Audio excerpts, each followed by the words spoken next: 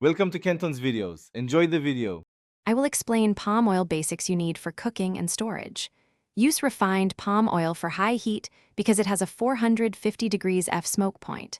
Choose red palm oil for flavor and color when recipes allow. Store palm oil in a cool, dark place to preserve freshness. Unopened oil typically lasts up to 12 months when stored properly. Once opened, keep it sealed and use within a few months for best quality. Use palm oil for frying, baking, and sautéing with predictable results. For frying batches, heat 1/2 cup of oil until shimmering before adding food. For baking, substitute palm oil 1:1 for butter in many recipes. For sautéing, use about 1 tablespoon per serving to control texture and calories. Reduce heat if oil begins to smoke and maintain moderate temperatures for even cooking. Handle used palm oil carefully to protect plumbing and environment. Do not pour used palm oil down the drain because it can cause clogs and pollution. You can reuse frying oil up to 2 times if it remains clear and does not smell rancid.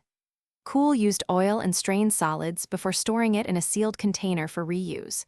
When you must discard oil, seal it and place it in the trash or take it to a recycling center.